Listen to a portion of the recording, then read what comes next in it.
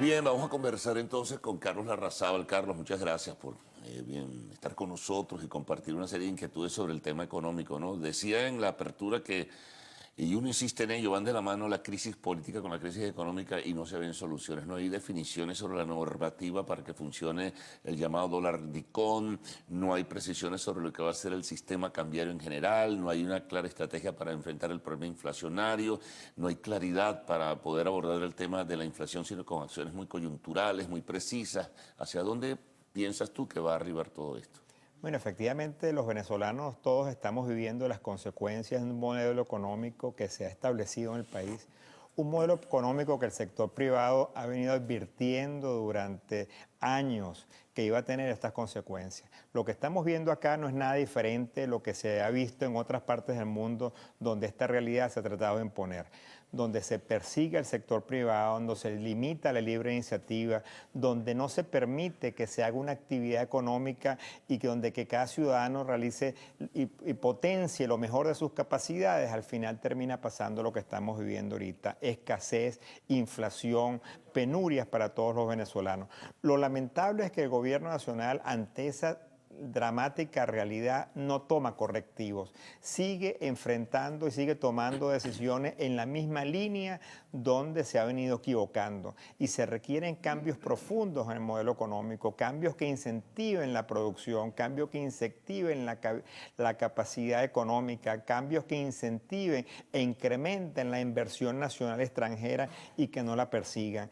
Y aquí, lamentablemente, lo que priva es una agenda política, lo que priva son decisiones de orden político, de ataque, de persecución, de control, donde cada vez más tenemos menos producto, cada vez más tenemos menos abastecimiento y cada vez más los venezolanos estamos viviendo las consecuencias de ese modelo que nos ha afectado. Ahora, los voceros del gobierno siempre anuncian que van a tomar decisiones, siempre por allí aparece algún plan que ha sugerido algún asesor externo o interno, pero no terminan de conocerse las decisiones. Esto que te mencionaba del DICOM, se va devaluando una moneda por decisión y autonomía misma del propio gobierno junto al Banco Central de Venezuela, pero no son las fuerzas del mercado, ¿verdad? La libre oferta y demanda que determinen cuál puede ser el parámetro entre el dólar y el bolívar. Entonces siguen dando el dólar paralelo, que por cierto la semana pasada se disparó, que es el dólar al que tienen acceso los mortales, como dicen por allí, y el DICOM se devalúa y quizá le asignan divisas a grupos que de manera discrecional determina el Estado venezolano. Sí, primero que la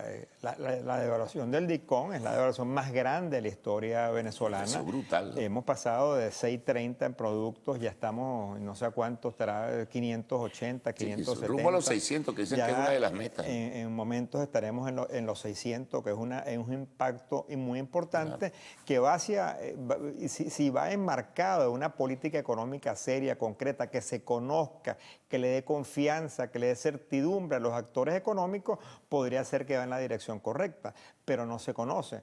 Todavía a estas alturas no se ha publicado ni siquiera el convenio cambiario de cómo acceder. Entonces uno no sabe, cualquier cristiano, como tú dices, cualquier ciudadano normal no sabe cómo acceder, cómo solicitar, cómo ir al banco, y eso se devalúa todos los días simplemente por información que publica el Banco Central, con el impacto que eso tiene en los costos, pero por otro lado, los precios que deberían ir reflejando esa importante devaluación son modificados a una lentitud muy importante, lo que afecta aún más la producción nacional. Ahora, el abastecimiento. Cuando se hace un repaso sobre la situación en que se encuentra la planta o el aparato productivo nacional, es muy grave, ¿no?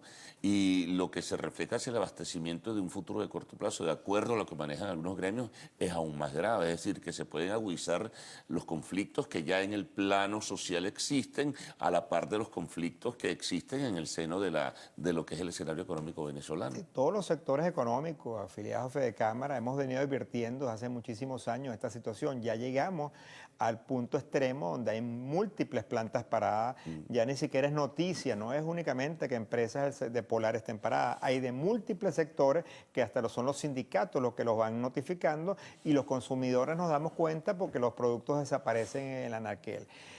Desde el momento que el gobierno empieza a tomar decisiones para reactivar cualquiera de estas plantas, eso te puede llevar fácilmente 45 días, 2 meses, 3 meses dependiendo del flujo logístico que implique traer esas materias primas.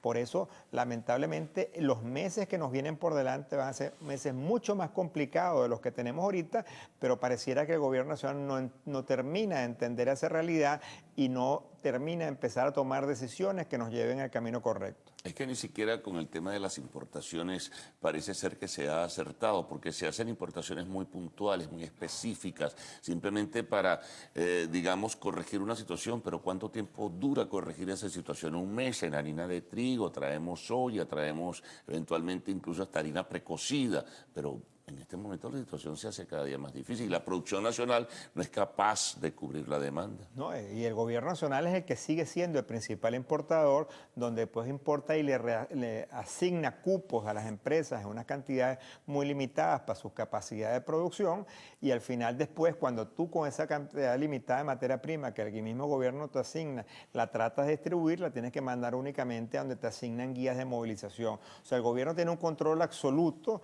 de lo que es el flujo de materias primas para las pocas empresas que están operando a capacidades reducidas y después cómo eso se distribuye.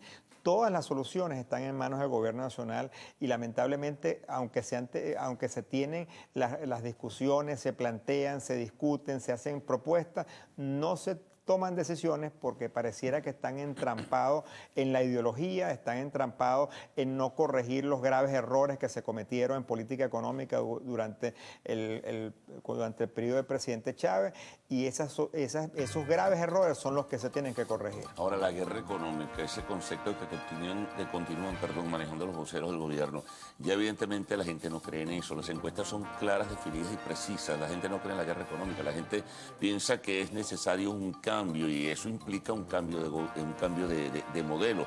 Pero no hay indicios que el gobierno vaya a cambiar apoyándose en su patrón ideológico y en lo que piensa que debe ser la economía. No, la guerra económica la ha originado el propio gobierno nacional con la política económica que ha establecido, que ha destruido la libre iniciativa privada, que ha profundizado el deterioro de la vida de los venezolanos, y eso requiere las modificaciones del modelo que no se atreven a tomar, que no se atreven a corregir. Por eso ellos tienen una aproximación, pero la decisión final no te indica que van a cambiar el modelo. Por lo tanto, muchos plantean entonces que la única forma es un cambio de gobierno. Bueno, las decisiones políticas están en manos de los ciudadanos y la Constitución ahí lo establece. Yo creo que en la democracia se debe volver a la raíz, cuando hay problemas de esta magnitud, se debe volver a la raíz de la democracia, que es el voto popular, y la Constitución tiene los mecanismos para que eso se active. Bueno, vamos a ver qué pasa. De todas maneras, seguimos transitando sobre piedras, por lo que algunos piensan. Así es. Carlos, muchas gracias. Bueno, hacemos una pausa. Al regreso estaremos con el segmento de arte y espectáculos en lo actual.